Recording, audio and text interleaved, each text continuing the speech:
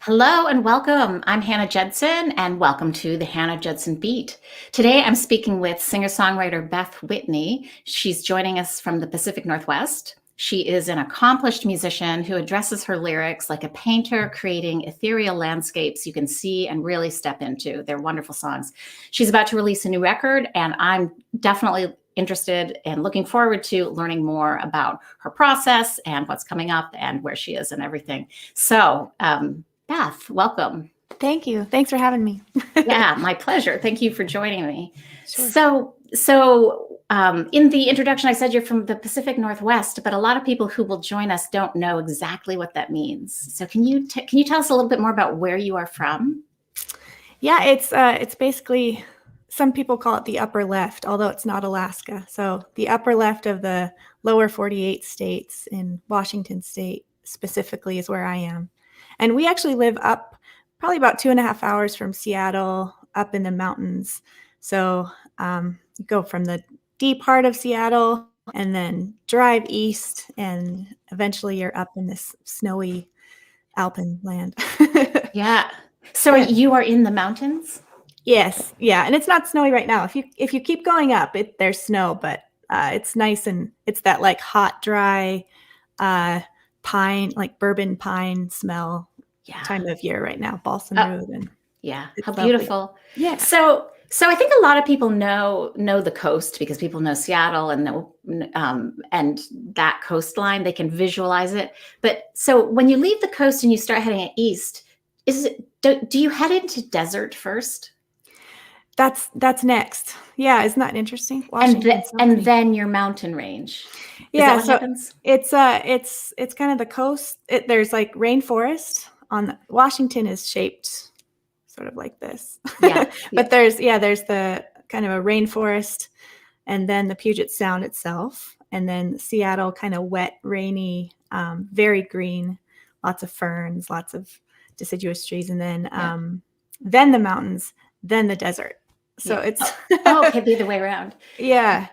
So where you are is a really particular landscape, and maybe I'm going down a wrong path, but when I listened to your music the first time, I was like, this is really painterly and extreme landscape. That was my response. Like, these are spaces that you can really enter, and I really felt like I felt a very strong sense of space. And I was wondering, is that something you work with, or is that just a byproduct of your creative process? I think I've sort of landed there because I used to kind of create a song just as a song itself, and then thinking like music and or lyrics and melody, and then kind of add some instruments in there, and then I've sort of shifted more into this like more landscape approach where it's more poetry over music, and for some reason that opened it up a little bit more. I'm not a very commercial artist. I don't write real poppy stuff or anything, so I'm just leaning into uh, that other side. Just like if I'm not going to make pop songs, like let's make sort of beautiful, listenable poetry Mhm. things.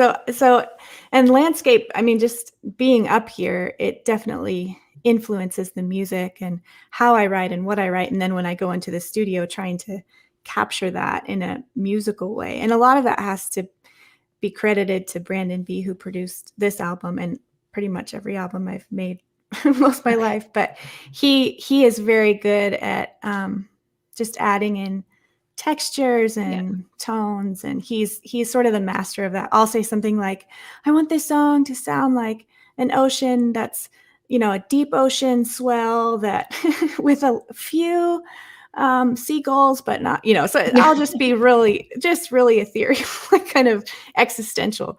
And Uh-huh. then he's like, okay, so I would probably have a string section or whatever. Okay. He gets what I'm trying to say.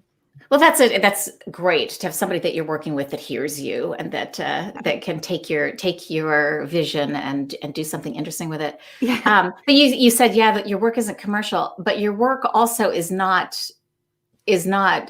work is something that people can listen to and can get into. It doesn't have extreme barriers for the listener. Do you think? I hope not. No, it I doesn't. I thought. Yeah, thank you. I haven't really.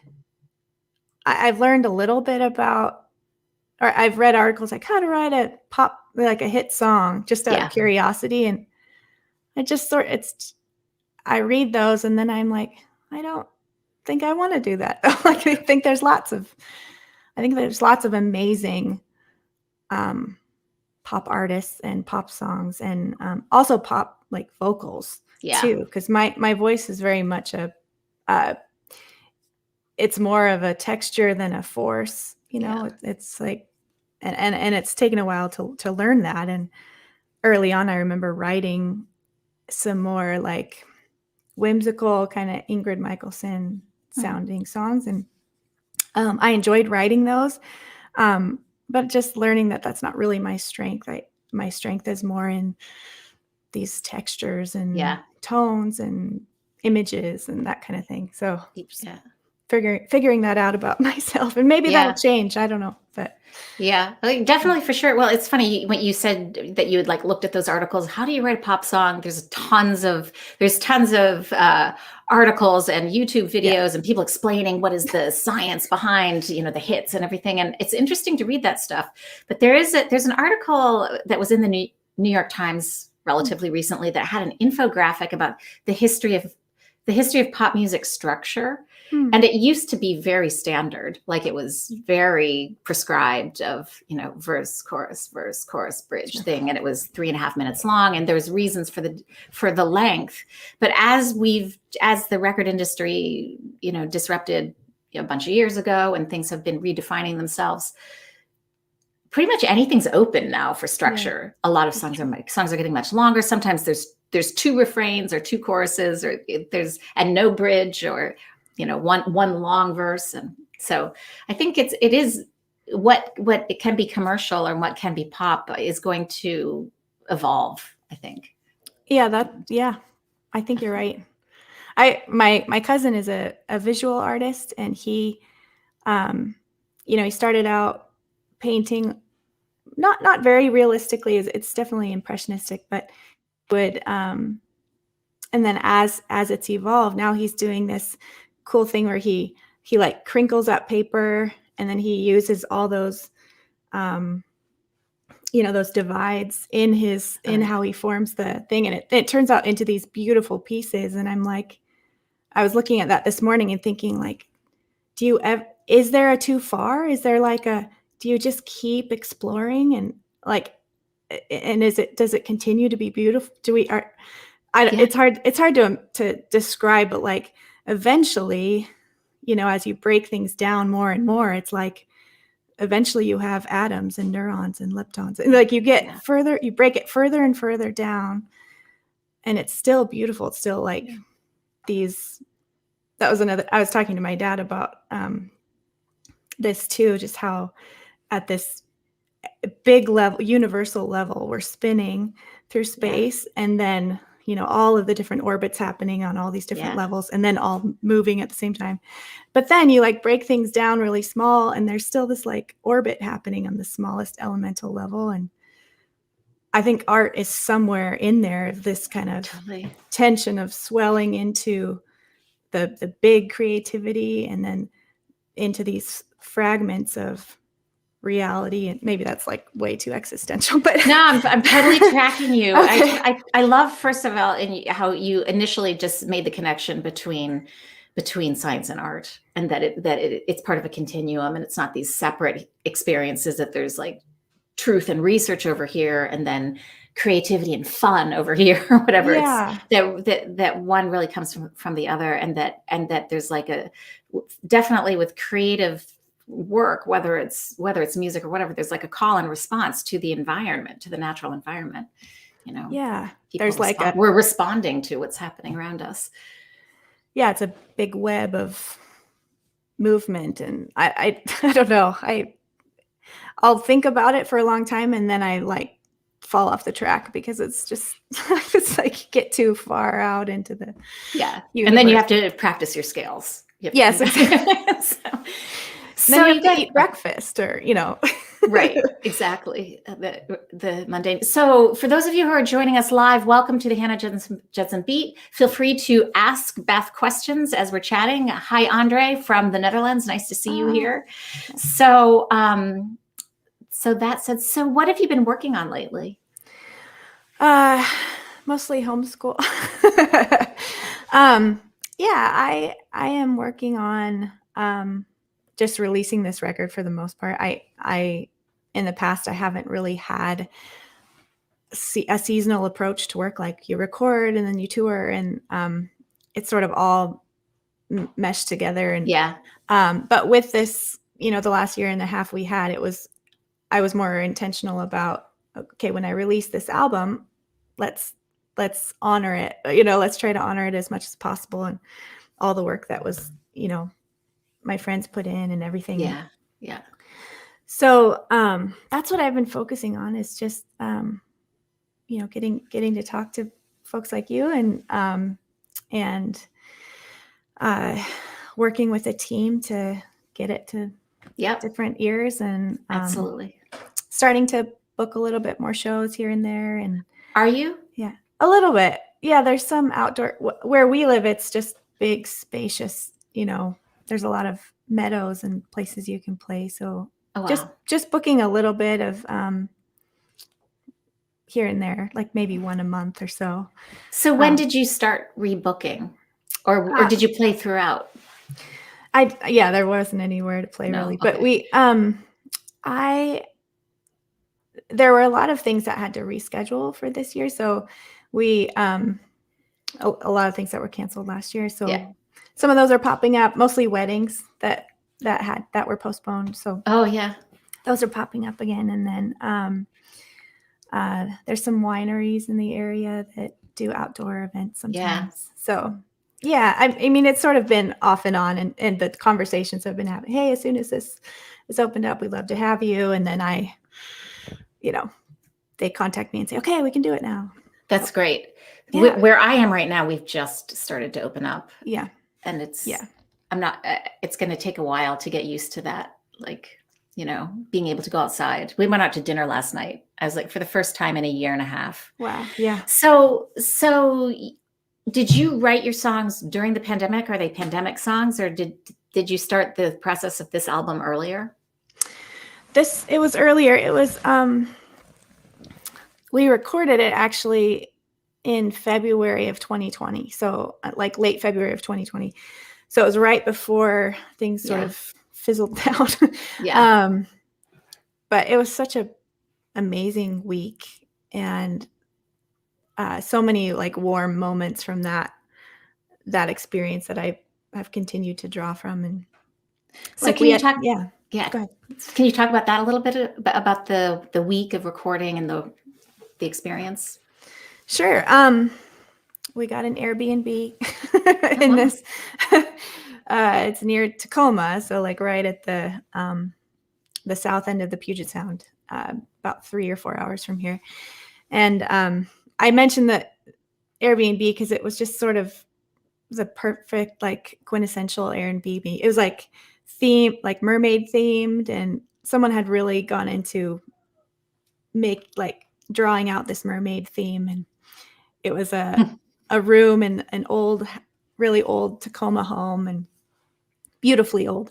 And so that was where we stayed at night. But and then the studio itself was called Mothership Studios, and right on top of a coffee shop, which is very helpful because coffee and snacks keep the morale open. So I, as like sort of the person in charge, in a way, I was able to bring snacks and coffee and at all times. So that was all good. The setting, everything was good. And Brandon B produced it. So we had done some pre-pro beforehand. I don't know. Mm-hmm. Do you end up doing pre-pro for your projects, for your things? Or? Yeah, it ends up naturally just because I'm recording at a distance. I'm working with somebody who's in California. So we do some things in advance, and then I go to California and record. Okay.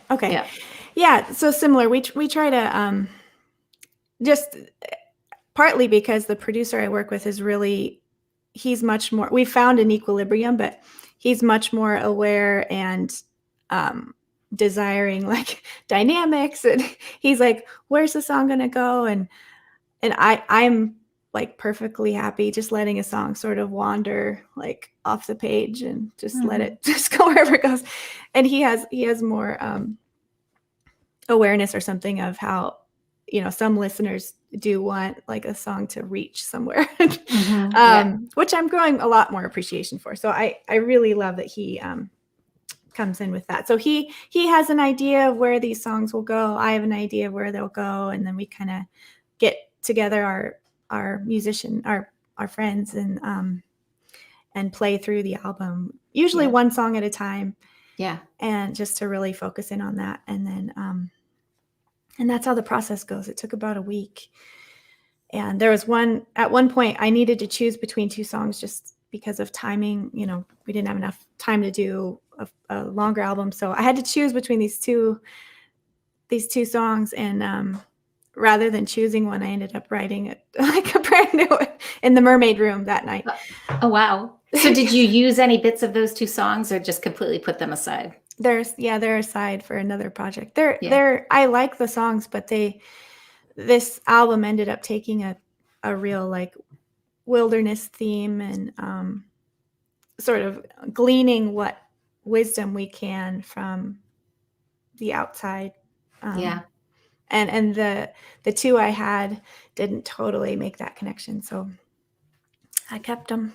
Okay, yeah, exactly. They'll make sense in another space. Yeah. So we've got Moonlight and Two Suns. Should we listen to one of those right now? Are both of these from the album? Yeah. Moonlight probably would be a great one right now because it's the one that I wrote it's the one I ended up writing midweek, and it has some real cool just behind the scenes video from the actual studio. So that'd be a great one. Okay. Moonlight. Okay, so I'm pulling it up. I'm glad you know how to do that.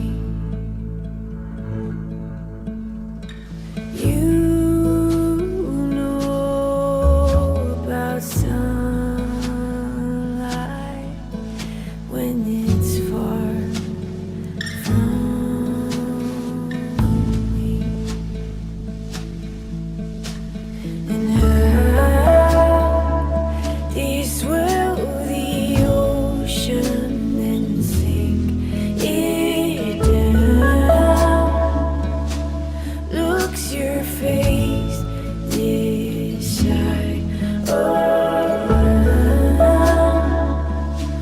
folds your ghost light on this old town, and I see you now.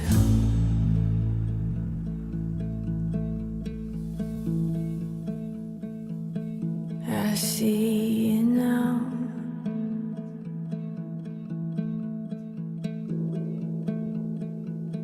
And I see you now.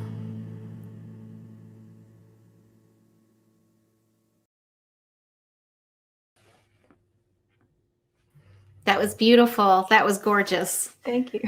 Yeah. So at the very end, are you playing a guitar lele? Are you playing a ukulele? What is that? Yeah, it's a baritone ukulele. So okay. Yeah, a little bit. It's lower than a traditional ukulele. Yeah, so that was beautiful. So Andre has asked, I will pop his question up here. He asks, when and where do you get your inspiration from? Do you actively look for it or just let it happen? It's sort of both. I mean, nowadays, like actively means like to turn your phone off. And, for me, it means like quiet other distractions. Yeah. So in a way, that's the active part, I guess, is trying to quiet down. But yeah, I honestly, that's the whole shtick. Just like going outside and seeing what is happening and what is there, and just letting it simmer a little and letting it do its work in you. So one of the songs is called Wild Roses, and it starts out, under the snow, there's an army of wild roses.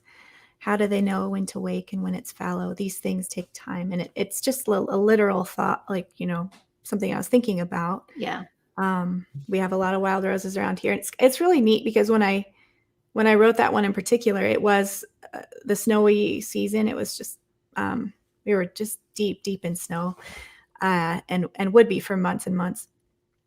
And it's just can be very hard to imagine that spring will happen. Just every single year, I'm like, you find your spirit like, this is probably what it is now. It's just like snow, and I love the snow, so it's fine.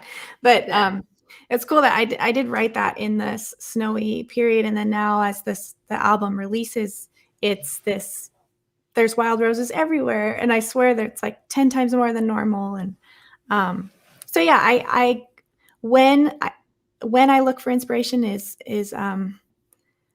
as much as possible just trying to be quiet and trying to look outside of myself and outside of my phone, which is a real problem.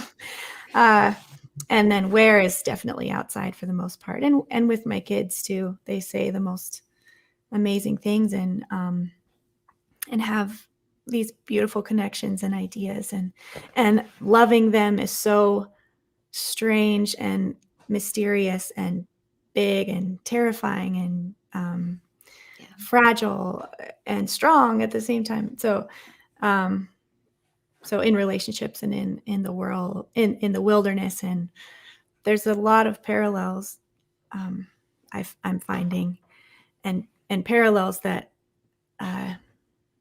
teach. I find more lessons from the wilderness, than I think we try to teach the wilderness, and then we come up with things like the Dust Bowl, and like we just exactly. we just have got to learn to extract wisdom from the wilderness, I think. That's really beautifully said. So this is the Hannah Judson Beat. We are talking to Beth Whitney about a variety of things, including her inspiration for songs. Hello, Alan. He says, hi, late again. Nice to see you, logging in from Wales. So for those of you who are joining us live, feel free to ask questions in the chat area for Beth.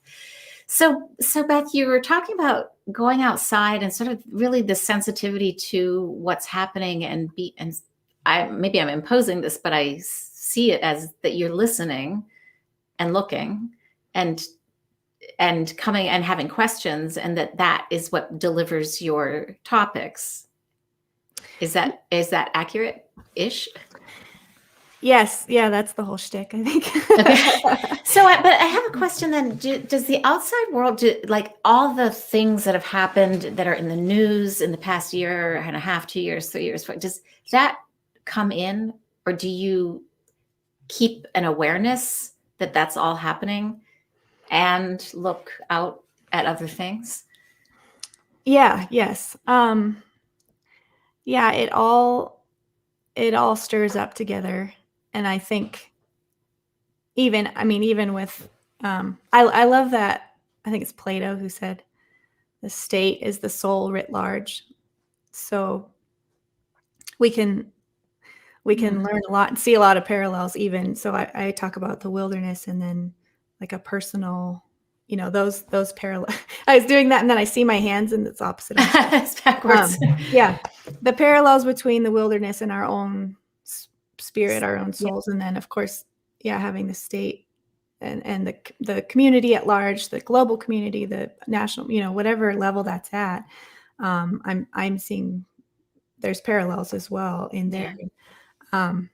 Things we can learn. I think there's so much focus on the headlines and then and not a lot on the nuance underneath there. And Sure. I saw this like really powerful image recently of like the grass, the meadow grass. Is that what it's called? Meadow in the that was sort of in the Midwest where the Dust Bowl happened. And like it showed this meadow grass and it showed the grass was like this, this far above the ground, but then the roots like went just like 10 or 12 feet or something below the ground. And you saw that.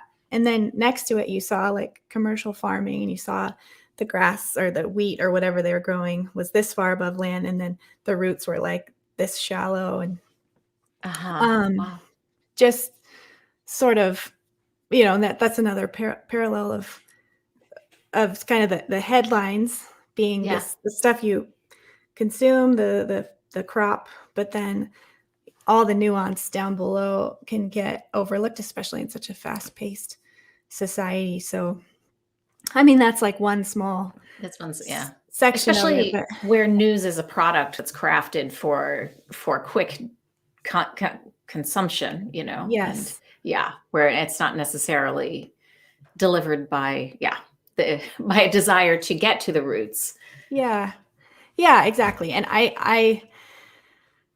so I'm very much, I pay attention to all of it. And then I sort of approach the world from these two the wilderness and the soul, the personal soul. And, it's not a withdrawal from, culture or Yeah. society, really. It's sort of just coming at it from these, edges, I guess. But yeah, that was a good question. So, I was curious about this, watching in the video, watching the musicians work together and everything. When you play live, do you pull a full band together? Or do you play solo, or what does it look like when you're doing gigs? Well, it used to look like we try to do one or two like bigger shows in Seattle in a year, and then other than that, my husband and I would play. So my husband plays the upright bass, Okay. which covers a lot of ground because he can play it, similar to a cello at least, and he's covering a lot of the rhythm section, the dynamics, and everything. And then I'm playing guitar, banjo, or ukulele. Yeah. And so he and I together can make a lot of sound, but there's nothing like the full band, especially with these very like textured, ethereal songs. You kind of need all those layers. Yeah. So I'll be playing it by myself, and I hear all the other parts, but no one else hears the parts. So Yeah, exactly. Yeah, we try to play full band as much as possible, but it doesn't always. It's tricky, especially because we used to live in Seattle and now we're over here, and Yeah. and so we're all Did scattered. you move where you are for the pandemic? Was that a pandemic move, or had you been there for a while? We've been here for a while. We moved when we first got married. I moved over in 2008, and then and then we moved back to the West Side in 2010, and then back over here in 2015. So we've been here since 2015, and and it's been an incredible place to be during the pandemic, just because there's so much outside space to be in freely, and so I'm very grateful for it. Yeah, I can imagine. So are you organizing a tour right now, or is that for later?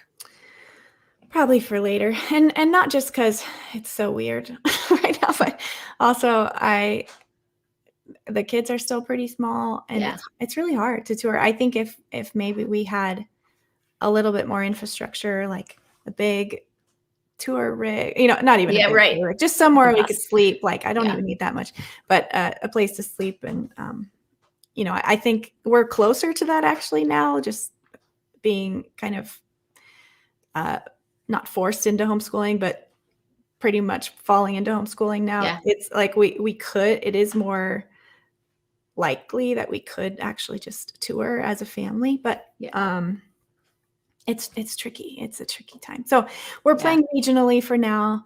And then I would love to go out and share these songs, especially because this album in particular has had a lot more, it's just being played in a lot more places, a lot more outreach and interest in having me come tour. And so the timing feels really funny, but I'm hopeful that we can tour at some point, but I am pretty content to just chilling out for a bit. After playing so much for so long. Yeah. And what is the release date? It was May 28th. So it's okay. May 28th. Okay. Yeah. It's into it's arrived. It's here. Wild Roses. Yeah. And so Wild Roses, where would you like people to find Wild Roses? Sorry, that's the title track. Not the title track. It was the first single, but we ended up naming it Into the Ground. Oh, and kind of that same concept of what's the nuance here? Like what creates a healthy tree, what creates a healthy person, and vice versa, what doesn't. What hurts the soul, what are we consuming that makes us who we are, that kind of stuff. So it's called Into the Ground, and it's on iTunes and Amazon Music and Spotify, all those places. Also at my website, bethwhitneymusic.com. So should we listen to Two Sons? Sure. Yeah. Is that, let me pull this up. Is that the title, Two Sons? Yes. Okay. And sometimes people say, so you have two sons, and I don't have two sons. I have a son and a daughter, but this song is it's the prodigal son story, essentially told as a song. Beautiful.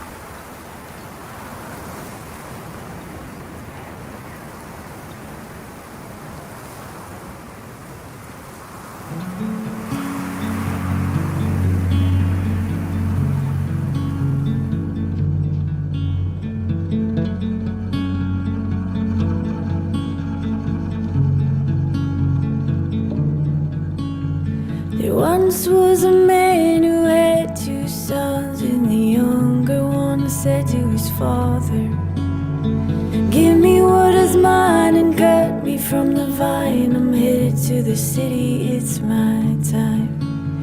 But money has a funny way of running low, and all you know is now. We'll take you in and shake you thin and leave you someplace dark. It'll take you in.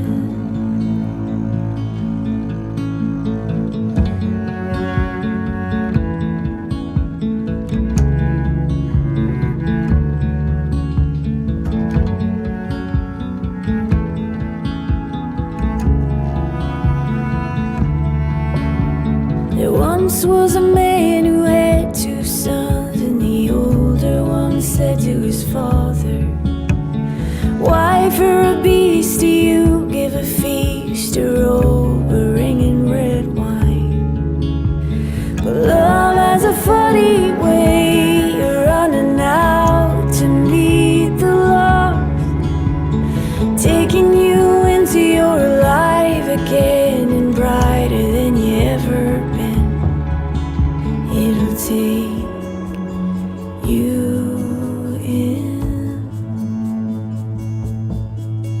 It'll take you in. It'll take you in. It'll take you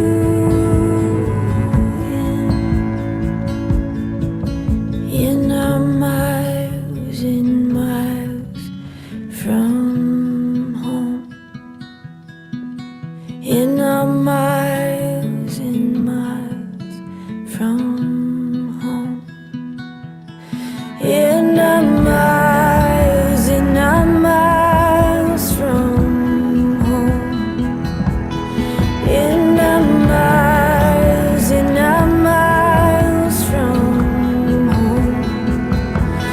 In our miles and our miles from home. In our miles and our miles from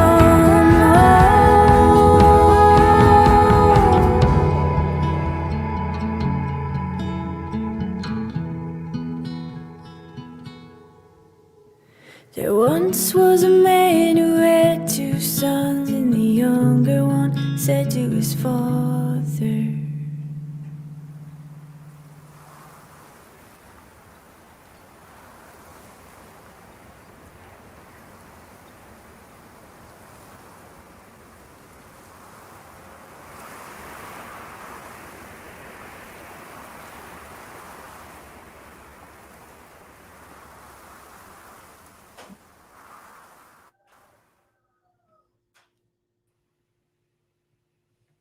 Beautiful. Thank you. So how does it feel looking at your finished videos and the audio? Do you hear the song anymore, or do you listen to it? Isn't that funny? Yeah, I would want to hear your answer on that. I hear it. Sometimes I hear it objectively, third person again. I'm like, oh yeah, I like this. Yeah. I like this. And then other times it's like not even a sound. Like if you've smelled something over and over again, eventually your nose is like, I'm not going to even do that information anymore. Yeah, exactly. Yeah. Exactly. Do you find that too? Completely. I find that the act of going through the recording process changes my relationship with songs completely. And sometimes I'm completely done with them at that point, Yeah. or I'm still working on them in a weird way. And so they change and evolve. My live versions evolve, but you've got this solid recording, sort of stuck in time. But I have had many cases where somebody will put on one of my CDs and I'll be like, oh, who's that? Yes, exactly. It doesn't connect. What do you think? What's that all about? I have no idea. Yeah. Maybe it's that. Yeah, I actually have no idea why that would happen, because it's happened to me too. Like, this song sounds familiar. It's context, because when you're working on your own music, you approach it to work on it when you're writing it, and you approach it to play it. So your relationship in that moment is very different than hearing it haphazardly. Yes. Yeah. I think that's the best answer for sure. Yeah. Anyway, so what's next for you creatively? I've never been very 5-year, 10-year plan-ish. I think my heart does that, and then it's all of a sudden I'm where I was hoping to be, or I've accomplished something that I think I'd wanted to accomplish, or made something I wanted to make. But I like this. I like this path of just sort of collecting songs as I go, and then recording them eventually, and sharing them, with my community, sharing them with the larger community. And then I also, one thing I've really liked doing is hosting songwriting retreats, and just sort of helping facilitate a connection between, writers in a new space, and even like folks who have never written a song, just helping them to take that first step into Yeah. now you can write songs. It's it's, as a therapeutic thing. It's I think it's fantastic. So I've done some writing with others who don't write songs. Like someone will be going through something, and then like they'll ask if I'll write a song. This happened a few times, and they'll ask if I'll write a song with them to sort of help process that. And Wow. and it's a huge, it's a really sacred thing. And I'm not, that's not really like I don't know if that's a normal thing, but that's something I've really felt great meaning and purpose in. And Yeah. so some of writing my own songs and recording them. And I've been trying to connect with more sync licensing outfits. So ones that would shop to shows and movies and that kind of thing, connecting those. So it's funny. Yeah, you think that the path would get narrower and more direct, but it sort of just keeps splintering out into these different arenas. People keep asking me if I'll teach their kids ukulele and guitar and stuff, and I haven't jumped on that yet because I am not a good teacher. Yeah. Teaching is definitely not for everybody. Yeah, because it's the same thing as the studio. I'll be like, just, what you want to do is like play it like it's like you're climbing a tree and there's acorns. It just doesn't make any sense. And Is that an A flat? Yeah, exactly. Like some kids as a kid, I would have been like, yeah, okay, but I don't know how many people hear that and then hear music with it. It's just it sounds like you have a very particular language, and it's certainly shared with some people. Some people will completely understand the acorn and the sound of the acorn. Is that what you do in the studio? The acorn thing has never been an actual metaphor I've used, but do you do that in the studio, or do you have like, I want staccato on A flat for 3 measures, or? I swing both ways. I will talk about the feeling, and I'll try to describe the feeling, and those descriptions can be pretty abstract.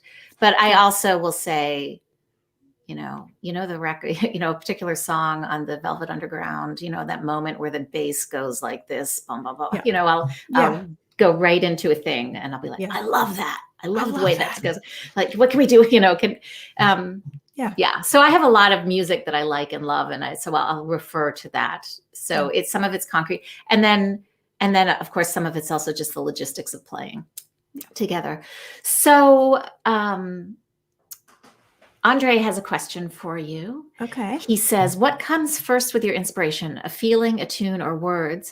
And how do you take from there? Like, if you are out in nature, do you record the idea on your phone, or do you just wait until the idea has crystallized? Yeah, that's a great question. For me, it's normally words first. It can be even like a pang in my own heart or something. And then I've been trying to get better at like feeling the pain, like a pang or a nudge or a tug or something on my heart or my guts, or like there's something big here. And I've been trying to get better actually at letting that just be there for a second before I start like writing about it. Because I immediately want to like, oh, this feels like drowning or something. This has a feeling like being stuck in an elevator, or I automatically want to like take the feeling and project it onto this poetry space. So I'm trying to get better at just letting it sit for a second. And so that's sort of an aside, but it's normally words. It's normally like with Wild Roses. There's an army of wild roses was this reassuring thought I had when looking out at just this cold snow. It was one of those, not those like sunny, beautiful, bright, snowy days with crystal snow on top. It was like a dreary, like your bones were wet, kind of a day. And but there's an army of wild roses. There is strength that you don't even know. There are things happening that you have never dreamed of that's happening right now, and you can't see it. And that's okay. And so, yeah, this idea of the army of wild roses. And then in Two Sons, there's a line that says, I'm miles and miles from home. And that's the part of that song where I'll be performing that song or playing that song. And when I'm singing that line, it's like, this is me now. I am right here now. It's sort of that where the two string together, throughout like space and time, this story of the prodigal son. And then all of a sudden I'm here feeling the same way. So yeah. Wow. That is really, really intense to perform that moment. Yeah. There's that's the best, to me. That's like the best feeling ever, is when those two connect. Like all of a sudden you are present, and it's honest. It's like fully honest. And yeah, those are powerful moments. And I've felt them as a listener to artists who just pour out everything they are on stage. And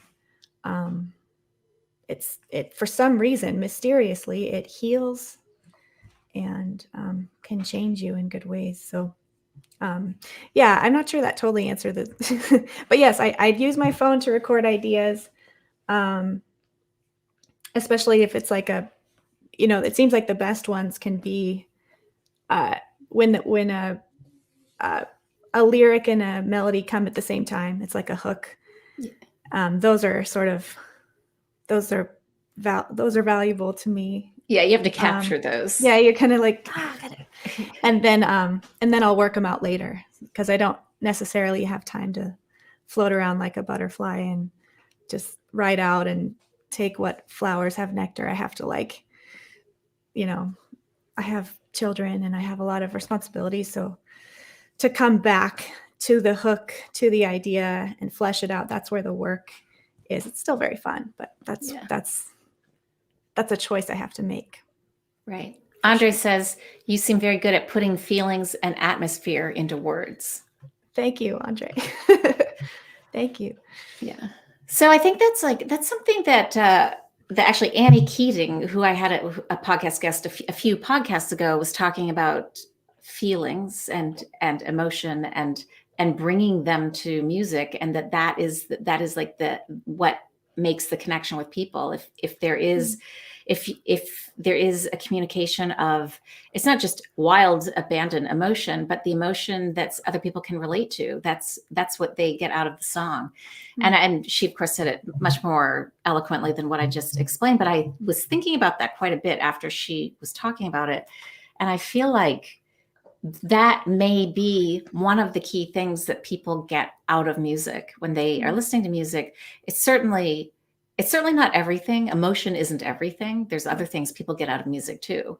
But it's interesting. You just said one of the things people get out of music is healing, is something you just said. Is that something that you've done research on, or something you've just observed and know? It's just something I've observed and experienced myself. And then if research counts, if it counts to just chat with other people about it and how music has impacted them. On the songwriting retreats I do, that's one of the discussions we have. And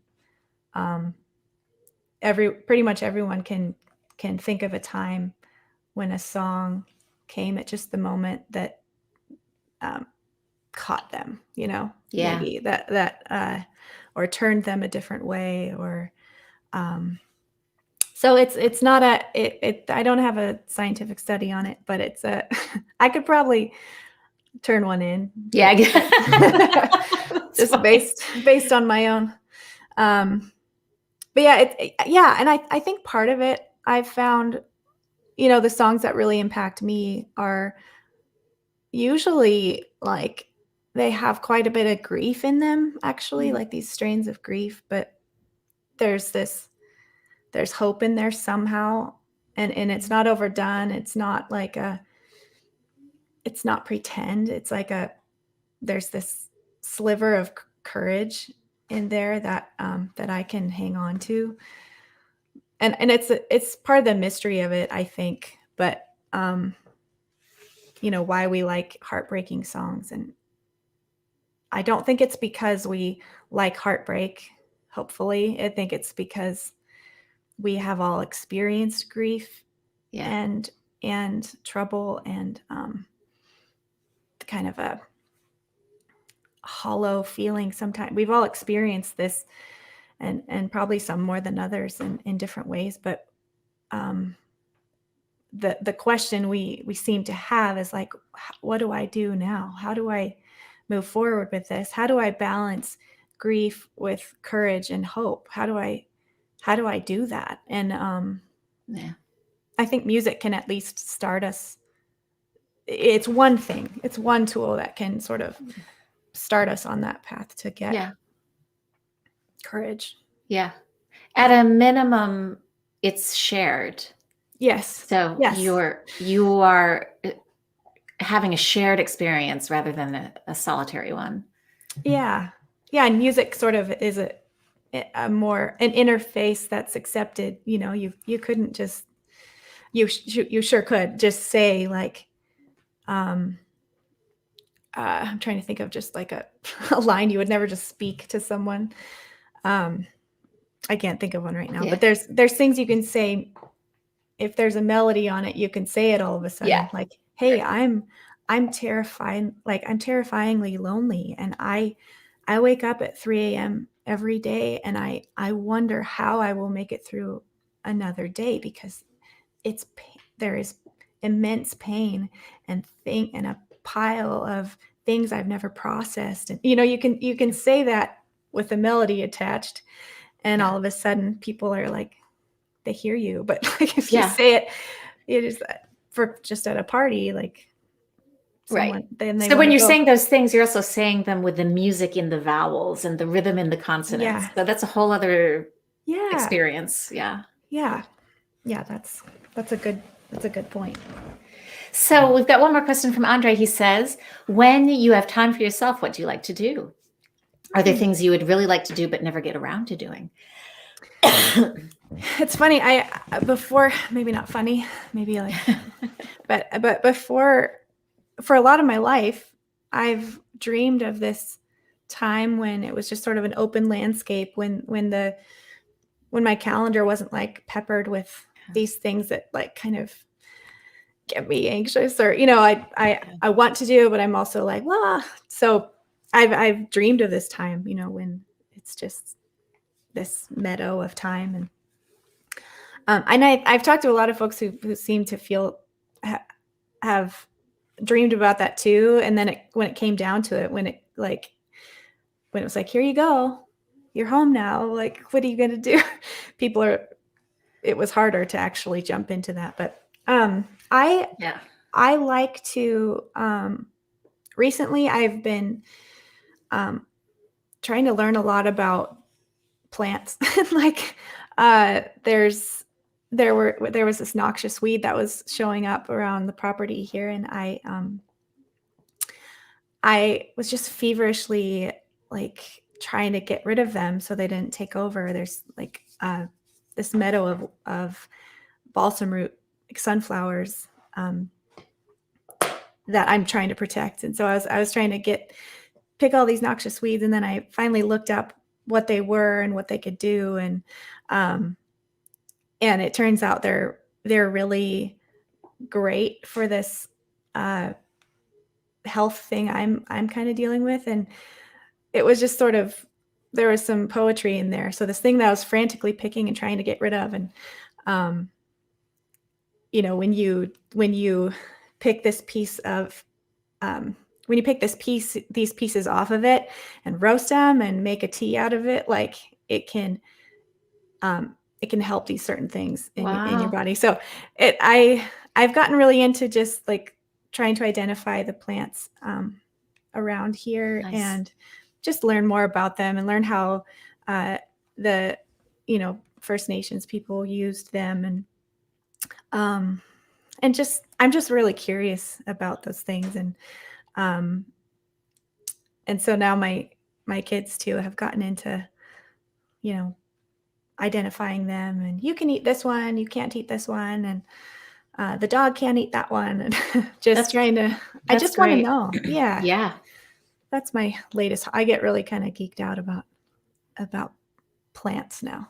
Do you have that app on your phone that identifies plants? Yeah, I do, and it's good. It does that initial sort of, this is this, and you should get rid of that, and Oh wow.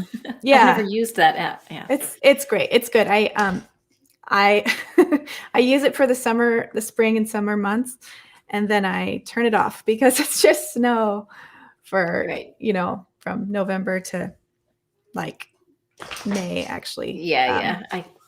I can relate to that. So yeah, really? Is it really snowy? Having grown up in Maine. Yes. Right. So. Yes. Yeah, I do have that. But I find they don't say you can make a tea out of this. They'll sort of say, this is good, this is bad. Yeah. Get rid of this, and it's really good to know as a first, okay, don't eat this or whatever. But yeah. But I'll get the name of it, and then I'll research that particular plant and end up with tea or something. Very cool. That's beautiful. So I loved how our conversation started with you just sort of mentioning how, science and art, and there's this connection right there. And then you throughout this conversation, you've been talking about the cycles and the loops and the seasons and the continuity, although you didn't use that word, but sort of the continuity of things. And with your hands, you kept doing this and circles it. And I think that you are really, really onto something with your life and how you are interpreting your discoveries and observations and feelings into music. Thank you, Hannah. Beautiful record. Yeah. So before I let you go, I wanted to ask you, what is your superpower? Oh, my superpower. I think I had an answer when you first said that. But now let me think for a second. I think it's a curse also, but maybe and it's sort of related to what you said. But extracting meaning from almost anything, yeah.